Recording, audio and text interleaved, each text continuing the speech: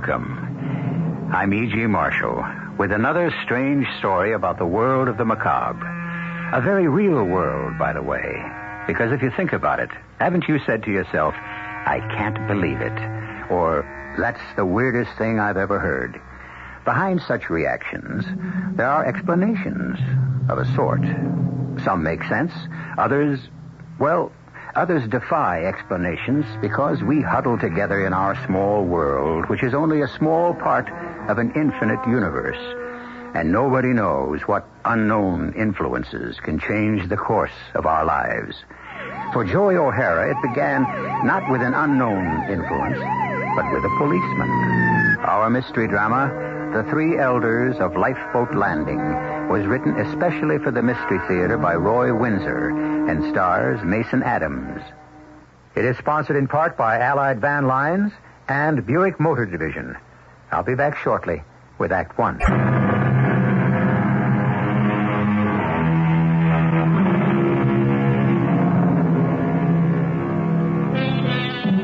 What began innocently enough, many of us have been stopped at least once for exceeding the speed limit, was to lead Joey O'Hara into an experience so devastating that until now it could never be told. And even now, names have been changed.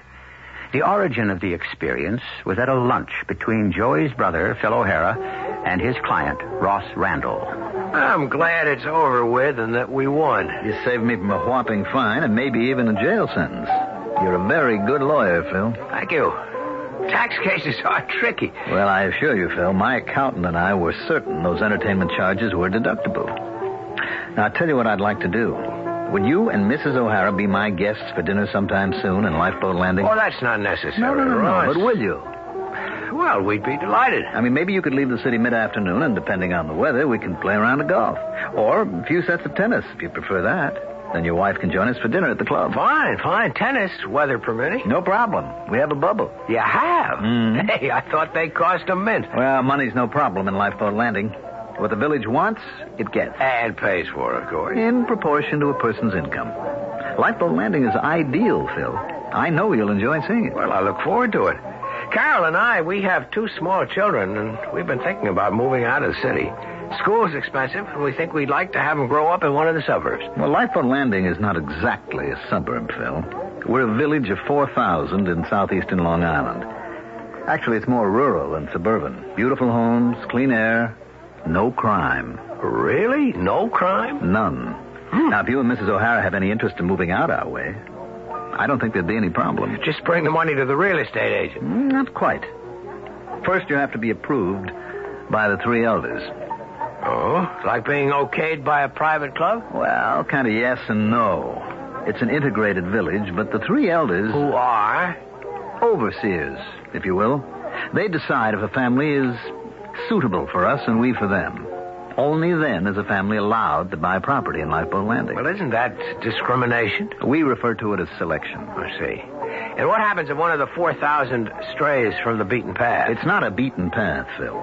It's an organized, disciplined, and worry-free way of life. Yeah, but what if someone gets out of line? Then what?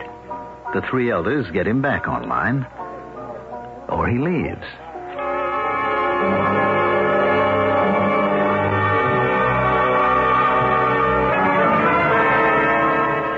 Sit down, Joey. What's on your alleged mind? You've been editing this newspaper so long, you don't know a news story from a promotion for Aunt Lily's Golden Grits. You know what's on my mind, Frank. Yeah. What happened to those 2 guys? And what about the cashier who was plugged and left for dead on the bank floor and was up and around the next day? I saw that myself before a guard showed me the door. Well, how do you know it's the same cashier? Oh, come on, Frank. I've been cashing checks in Lifeboat Landing for years on my way to Montauk for fishing. It's the same teller the holdup guys laid out. Well, how do you know that? We don't have a picture. Oh, little Joey's got big ears. A pal of mine's a conductor on the railroad. He's been taking tickets from the guys who get on at Lifeboat Landing, and he hears them talking about the holdup. No question the cashier was killed. But the next day, he's back at work. Same cashier. And from what my pal overheard, the description fits. It's a miracle. Now, look, Joey, run along and play. Forget whatever's bugging you. It's months ago. So the cashier's okay. Good. Now go away. And the 2 stick-up guys? And what happened to them? They were caught by the police of Lifeboat Landing, but where are they? Well, who cares? In jail, probably, or sent upstate. But they haven't been. Since they pulled the stick-up, they've never been heard of. And that doesn't grab you? Frank. Now, let me give you some advice. I've been sitting at this desk for a long time. Lifeboat Landing's unique. Nothing that happens out there ever gets reported. I mean ever. Not by the island papers, not by us. Now, maybe that's because nothing ever does happen. If that's wrong, I don't want to hear about it. Well, I do. I'd be a lousy newspaper reporter if I couldn't smell out a story. You know who Mr. Lloyd is, don't you? Yeah, assistant to the publisher. What about him? He lives in Lifeboat Landing. Hey, then maybe he can help me. You want to be out of a job? What? I knew about your interest in those guys, so I spoke to Mr. Lord. He told me politely not to waste my time or yours on a petty felony. But the 2 guys disappeared. I said as much to Mr. Lord. He just smiled and said he assumed they'd been dealt with. What does that mean? Well, he said he didn't know. But someone must know. Joey, listen to the old ostrich. Keep your nose out of Lifeboat Landing. Or else I get the old heave-ho. Or worse.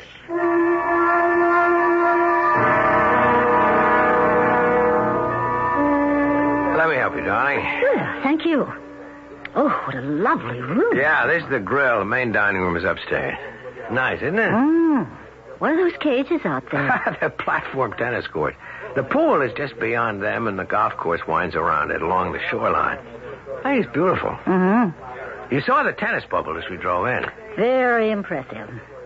This place must cost an arm and a leg. Would you believe $500 a year for everything except food and drink? It can't be. Yeah, Ross Randall told me. He ought to know. And the food is excellent. I had a late lunch here with him. I've never tasted better scallops. Is he joining us? Yeah, any minute. He stayed on in the sauna. He's having a rub down. I showered and I came up to look around.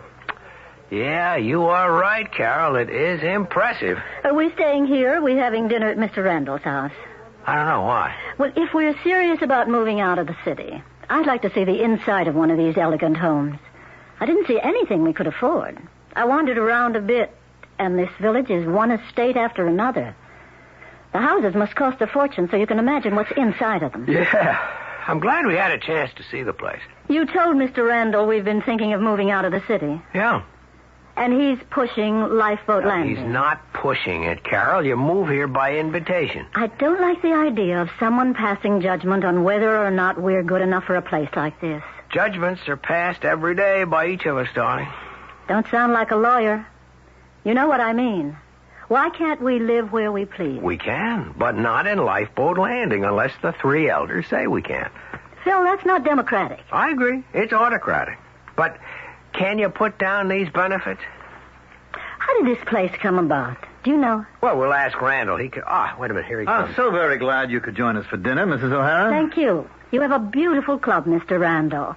And the village, it's like a picture postcard. So you did have a chance to drive around. Well, just for a half hour.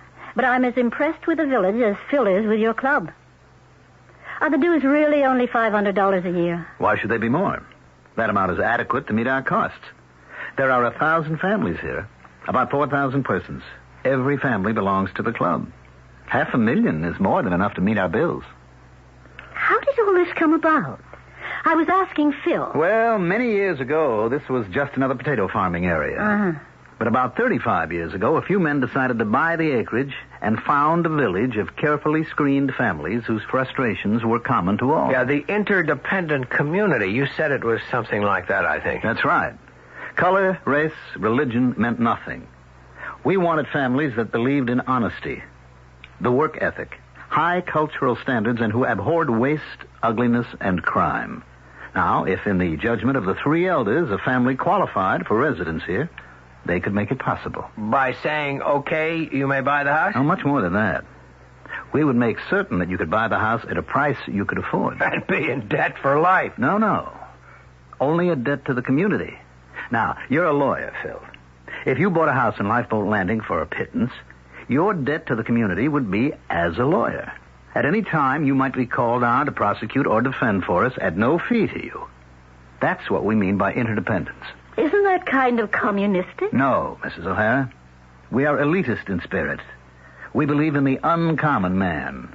Lifeboat Landing is a tribute to him. What if a family is allowed to move here and doesn't like it, Ross? What happens then? He leaves. And what about his house? He sells it only to a person the three elders have found acceptable. What if he objects? Just ups and sells it to someone he knows who hasn't been approved by the elders. Well, he's warned not to, of course. Yeah, but say he's stubborn and he doesn't listen. Then his house might be razed. Leveled to the ground? We've had that experience only once, Mrs. O'Hara. A long time ago.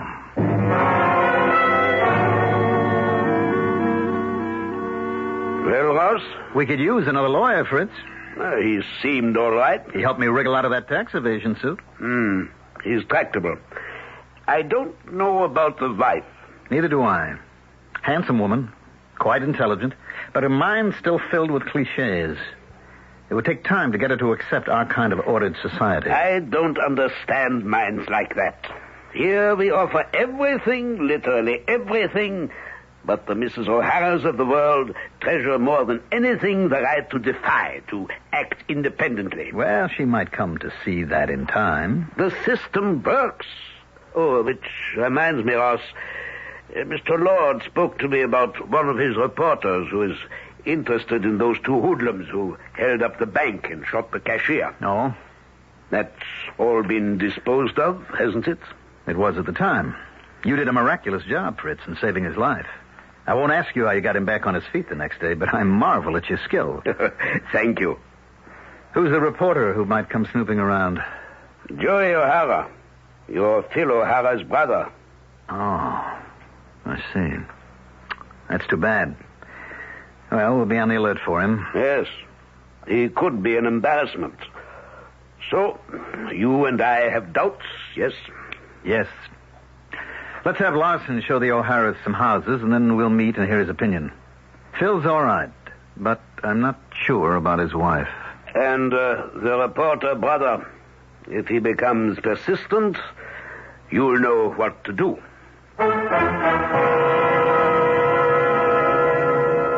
One definition of society is a voluntary association of individuals for common ends. Chemists get together and presumably talk chemistry. Nothing wrong with that. But a village of 4,000 in which, it would appear, everyone thinks and acts alike. As Americans, we hold many truths to be self-evident, and one of them is the right to protest. But not in Lifeboat Landing, as we will learn when I return with Act 2.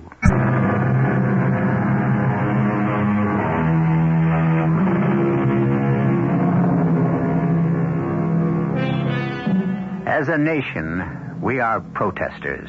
Protest to Americans is second nature. We protested the tax on tea, and a nation was born. We protested against slavery, and a terrible civil war followed. We have died to preserve the right of each man to independent thought. Perhaps we haven't realized the ideal of making the world free for democracy, but neither have we become robots in an ordered society. In our story, it's not Yankee go home, but Joey get lost. Joey, I mean it. Get lost. Not a chance, old pal. Guess who's going to help me get the inside dope and what happened to those two guys? My brother, Phil. You got a brother? I thought you were one of a kind. I am. Phil's another type. I like Phil already. What's his racket? Uh-oh. Hold it. That your brother? The lawyer who got Russ Randolph on that tax evasion case? Mm-hmm. That's my brother, Phil.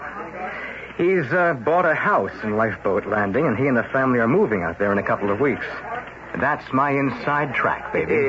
You're a real dandy, you are. Wait until I bust the truth across the front page. Before that happens, you'll be bust out of here. What's wrong with you, Frank? Two stick-up guys just vanish, and you don't think there's a story there? I've told you until my throat is dry. Lay off Lifeboat Landing. Something smells out there, Frank, and you know it. I've got a right to ask questions. No one can toss me in the clink just for asking questions. No one has. You've been out there. Mm-hmm. The bank cashier wouldn't talk to me. No, that was his privilege. What about the police? Yeah, the police. They said they didn't know what I was talking about. Well? Frank, that's what's funny. I'm not allowed to talk to the cashier, and nobody else in the bank, including the security guard, would even speak to me. And the police, they just smiled and told me to run along. What goes on out there? It's a tight little community, that's what goes on. And no hard-nosed reporter's going to loosen it up. I don't believe it. I'll find somebody who'll spill the beans. Yeah, in your face. Why do you keep saying things like that? Because, dummy, if you become an annoyance to the three elders who run the place, you just might join those two hold-up guys your heart bleeds for. You're scared, aren't you, Frank? For your sake. Yeah.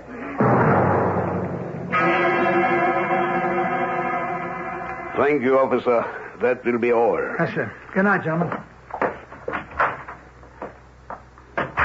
You run a pretty high-handed community. Yes, Mr. O'Hara. We do. I go over the speed limit by 10 miles an hour. But you did go over the limit. Isn't that so? Get it over with. How much? Well, there's no fine. Only a warning. Swell, but I got the message when the cop picked me up, so what's the point of this little get-together? There are several points, Mr. O'Hara. You're Ross Randall, right? That's right. And it was your brother Phil who defended me in a tax suit and who has since been allowed to move to Lifeboat Landing. So I heard. I was on my way to his housewarming party. We won't keep you. But as Dr. Heinemann just said, we must give you a warning. Okay, shoot. If you're arrested again, you'll be sent to prison for 30 days. In your hat? No. In our jail. You couldn't wait with that. That is not worth commenting on, Mr. O'Hara. As Mr. Randall has said, you're 30 days. Then I'd sue you in every court in the land. What kind of garbage are you trying to hand out? Another warning. You are now members of this community. For his sake, I hope you won't become an embarrassment to them. You mean an embarrassment like asking what happened in that bank robbery and to the two stick-up guys who disappeared? I'm a newspaper man. There's a story there, and I'm going to dig it out. Or fish it out, if you get what I mean. I have no idea what you're talking about. And I don't suppose you have either, Mr. Randall. Mr. O'Hara, this is a civilized village. We don't have crime here. If crime enters our community, we deal with it quickly and discreetly. That's why you've been brought before us. Don't break our laws. We obey them, and visitors must. And for your own sake, stop your search for those imaginary hoodlums. All right, you're free to go. Won't you stay overnight, Joey? No, thanks, Carol. Forget what happened, kid. It's not a federal case. Well, it's going to be before I get through with it, Phil. And you're going to help me. You're back on the vanishing stick-up, man. Give up. That happened months ago. I wish you'd forget it. How can you say that? Don't you care? It's none of my business. And you've been told that it's none of yours. And the more I'm told to lay off, the surer I am that there's something strange about Lifeboat Landing. No, not strange. Different is all. It is different. It's highly organized. Each of us helps the other guy. If I have a problem, I can get help. If someone here needs legal advice, I'm here to supply it as a neighborly obligation. Now, what's wrong with that? Everything. You have no privacy. You've sold out to a weird society that provides you with every material benefit in exchange for dumb obedience. You've got it all wrong, Joey. I think and I say what I please. I go to work freely and come home to a fine house in an ideal community. Phil, can't you see what kind of place this is? You call it an interdependent society. When persons spy on each other and lead plastic lives, that's what I call the police state. But, Joey, where else could we find all this? You'll admit it's a beautiful village. Sure. And Vienna was a beautiful and carefree city until the Nazis took it over and the Gestapo paid neighbors to spy on neighbors. Isn't that the system you've got here? You understand, Carol. I can see it in your eyes. It's too much housewarming, pal. Spend the night, huh? No, I'll be on my way. Look, both of you, I'm sorry to be like this. It's your home, your community, and I wish you well. I hope it works out. It just wouldn't be for me. I don't like regimentation. Never mind. It's a great source of satisfaction to me to have everything organized efficiently. This village works. And everybody obeys, including the opposition. If there is one. Of course there is. but the majority opinion prevails and everyone accepts it. That's brainwashing, Phil. Well, what about it? Can you help me find out what happened to those two guys? You've been told not to snoop, Joey. Uh-huh. Meaning you won't ask questions for me. Well, then I'll have to find out for myself. I'll say good night. I'll see you to the door. So long, Phil. Good night. Please don't stir up trouble, Joey. I'll try not to, but... Carol, this place is not for you. If I can't stand it, we can always leave. I wonder. It's one thing to get into a secret society. Getting out's another. Oh, I wish you wouldn't say things like that. It makes me feel spooky. You said it. I didn't. But I know how you feel.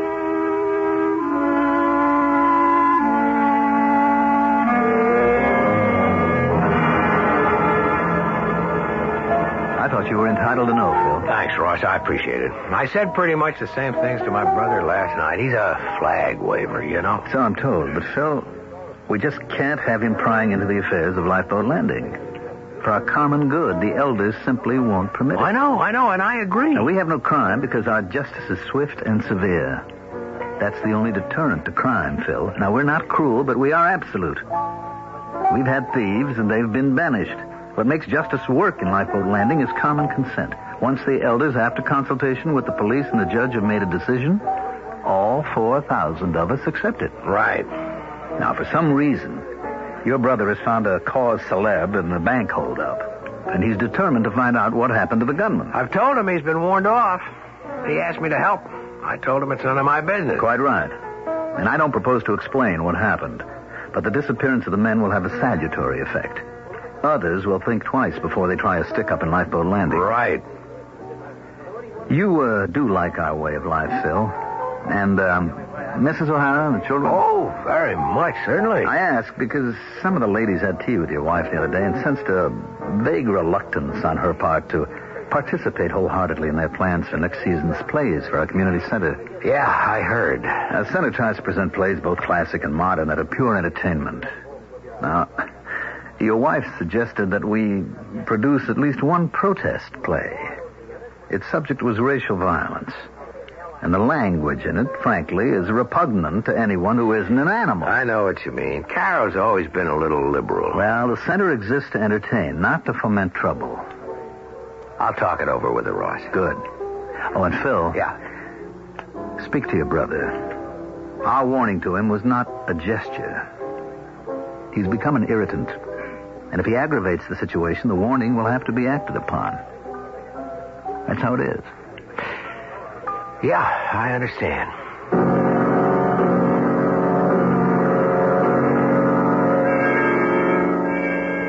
Just who does he think he is? Ross Randall warning me. All he said was if I broke the speed limit again, I'd go to jail for 30 days. Ridiculous. I'd have a lawyer spring me in half an hour. He wasn't talking about you being arrested for speeding. Worried about me snooping into what happened to those two hold-up men, right? Joey, why don't you drop that? Not on your life, But what Carol. do they mean to you? They were just a couple of bums who got caught robbing a bank. And vanished. So what? So everything. Look, I don't even know who the guys were, and they're probably no good, but this is America, Carol, baby, and those guys were entitled to a hearing before a judge and then sentenced. You just can't be rubbed out. That happens in a police state, but not here. Can't you see that? I give up. It's your neck, Joey. I'm not afraid of Ross Randall. He's not going to feed me to the sharks the way he did with those two hold-up punks.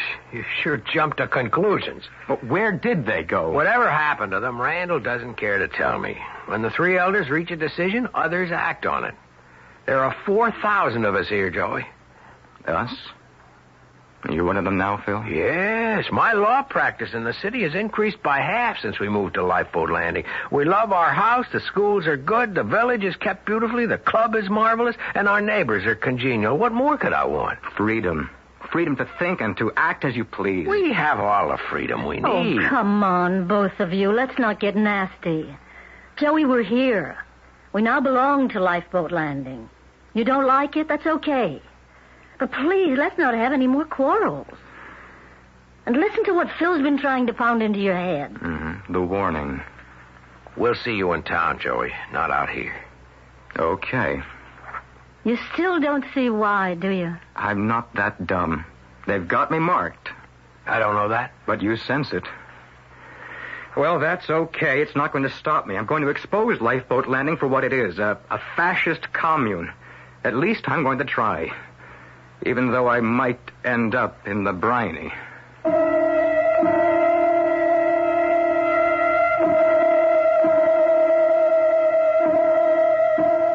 Aristotle wrote that democracy arose from men thinking that if they are equal in any respect, they are equal in all respects. I don't think it's worked that way here. You and I have equal rights with, say, a famous doctor, but could we pretend to be equal in the ability to invent the polio vaccine? More on the subject as it applies to Lifeboat Landing when I return with Act 3.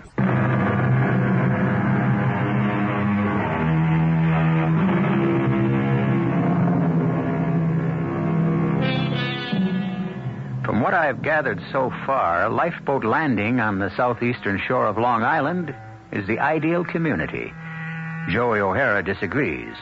He's a newspaper man, of course, with a natural instinct for news, and he finds any controlled society repugnant. His curiosity was aroused by the disappearance of two men who held up the local bank and vanished. That's just what it is, Frank. So are some of the private clubs around town. What's wrong with that? Guys from the same college, band together, other guys who like boats, beer-drinking guys, they're all over town. But they don't decide flatly what taxes you're going to pay or what happens to a guy who holds up a liquor store. Okay. You got something up your sleeve. What is it? Take a look at this. There's a picture of some German soldier in a fatigue jacket. So? It's Dr. Fritz Heinemann. Who's he? Some small fry ex-Nazi? That's right. Well, there's lots of them still drifting around. Now, this guy drifted to Lifeboat Landing. So what? Is he on the wanted list? No. He came here from South America and took out citizenship papers in 1950. So, what about him? He's one of the 3 elders of the village.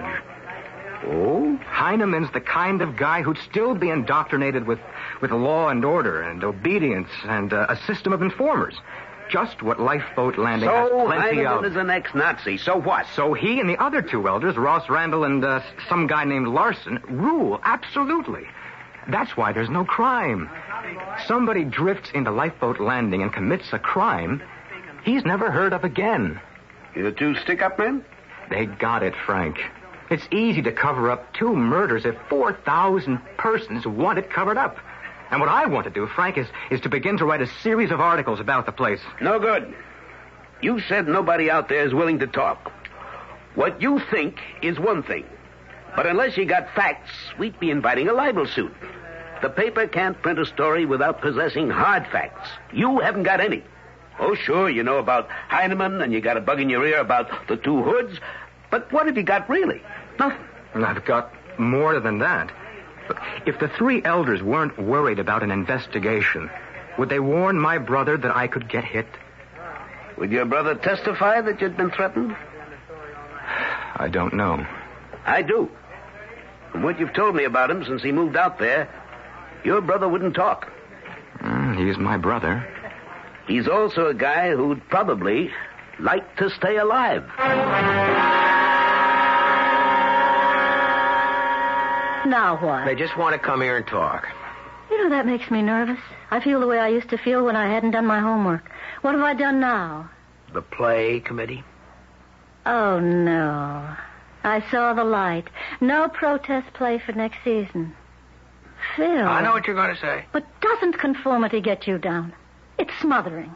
I like it here, Carol, but if you don't, we can always move back to the city. But think of what we've got. And what we've given up. I'll let them in.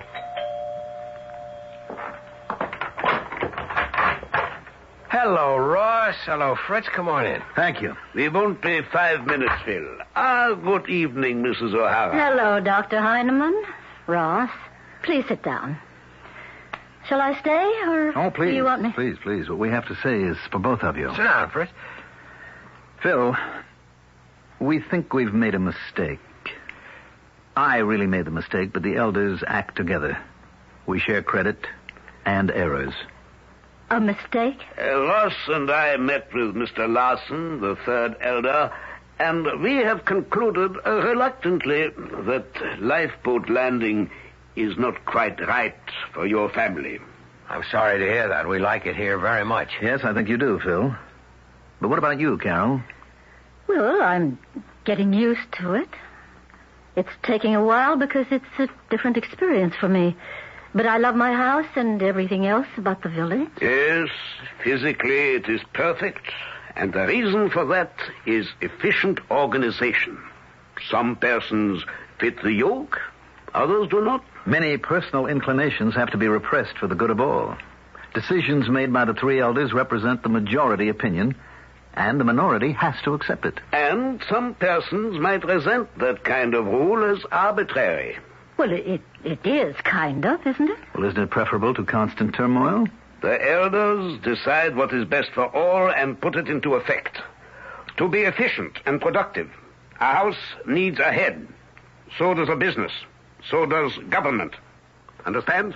Yes. Turmoil and bitterness and neighbor set against neighbor. Those are the very reasons that democracy is inefficient. But each of us should be free to say what he thinks. That is the reason for our visit.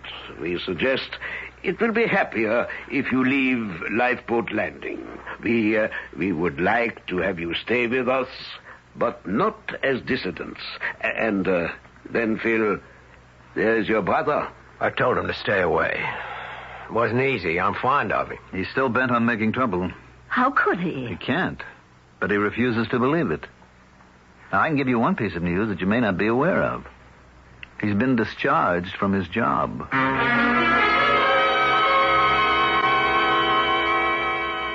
You won't give up, will you, Ross? Well, I do like him, Fritz. And his wife will come around. It seems a shame to tell him to move because of that brother of his. Well, he could be disposed of very easily. Too obvious. The publicity would be unpleasant. And I don't know if that editor would stand still for the disappearance of Joey O'Hara. But without facts, who would believe what he might say? The two hold-up men disappear. Joey O'Hara disappears. The first are missing because a rival gang took care of them. O'Hara is missing because he was close to exposing the gang. That kind of thing can be maneuvered, Ross. Let me try something else first. I have an idea.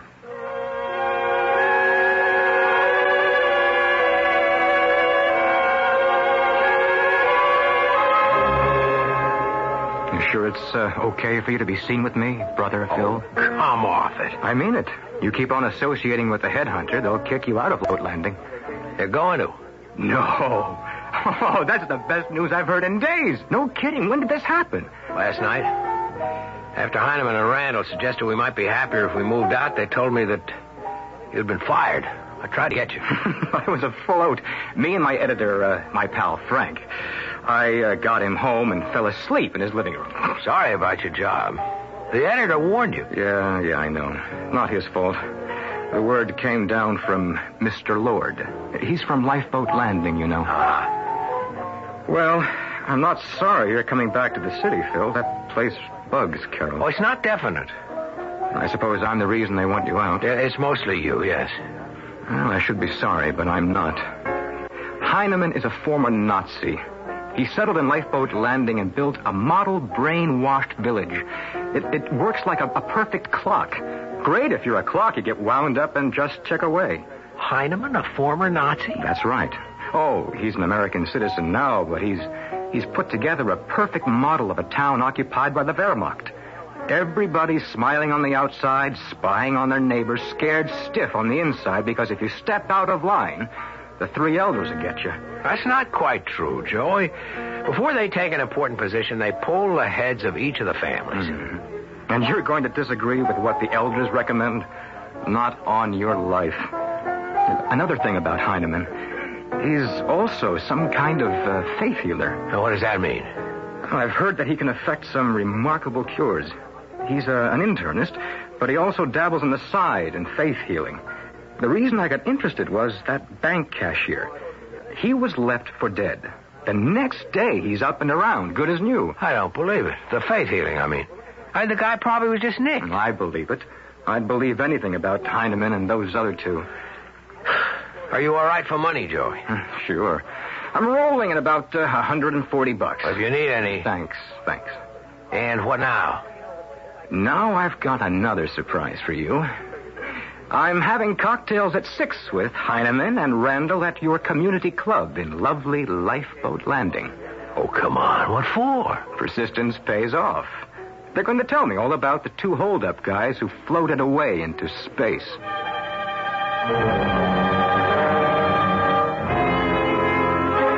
You're quite right, Mr. O'Hara. I was a member of the Nazi Party. I was deluded, as many of my companions were. That, however, was many years ago. I escaped to South America and then to the United States, where I am a citizen. Everyone in Lifeboat Landing knows this. Why is the fact so interesting to you? Because the government of Lifeboat Landing reflects an alien philosophy, your deluded philosophy of absolute rule. All of us here believe in a democracy controlled by the 3 elders who enforce the majority rule. So 2 guys stick up your bank and the majority approves, rubbing them out. Exactly. You admit you had them disappear? Yes. Without trial and without a defense? That's right.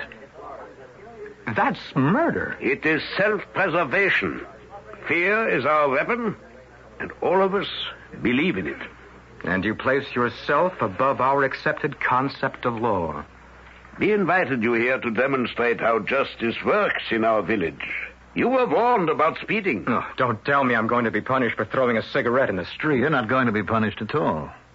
But you are about to be rendered ineffective in your attempt to expose us for our way of life, which includes, when it's necessary, the act of extermination. Oh, you're giving me a mighty juicy story, Mr. Randall. And you may feel free to write it if you want your niece, then your nephew, then Mrs. O'Hara, and then your brother to drop out of sight forever.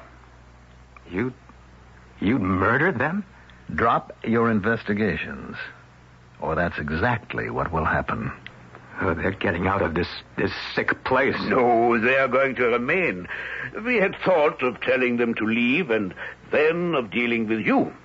This way will be less troublesome.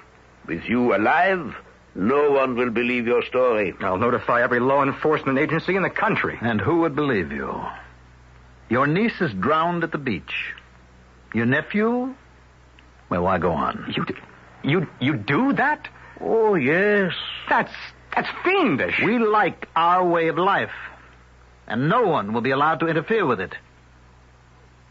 All right, now you're free to go. We've warned you, and I assure you we can act. I'll get my brother and his family out of here tonight. Feel free to. But will your brother and his wife believe you? And even if they do, who would print your story? You have no facts. You're helpless, Mr. O'Hara. You dirty... Good night, stinking... Mr. O'Hara. Have a nice drive back to the city.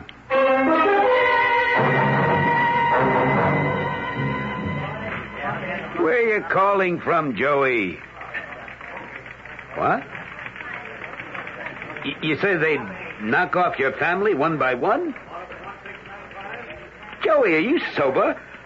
All right. Save the language. Huh? Yeah. I'll do better than that. I'll have the state police escort Phil and his family back to New York. And I'll bust the story all over tomorrow morning's paper. Yeah, it may cost me my job, but I'd be a real jerk not to save 4 lives. Make that 5. Well, they get you too, Joey. Okay, pal. Hang up and hide out. I'll take over.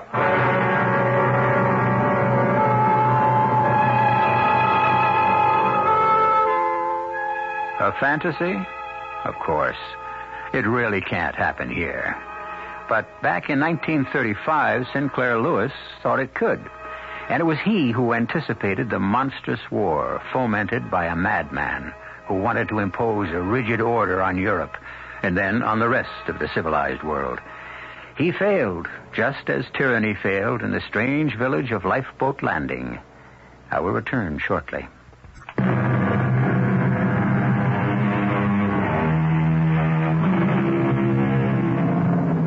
Our cast included Mason Adams, Ann Shepard, Mandel Kramer, Robert Phelps, and Guy Sorrell. The entire production was under the direction of Hyman Brown. Radio Mystery Theater was sponsored in part by Buick Motor Division and Allied Van Lines. This is E.G. Marshall inviting you to return to our Mystery Theater for another adventure in the macabre. Until next time, pleasant dreams.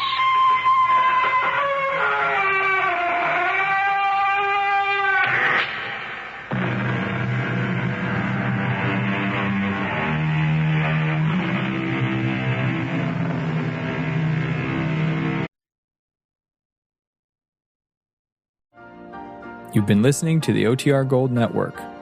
Find more classic radio at otrgold.com.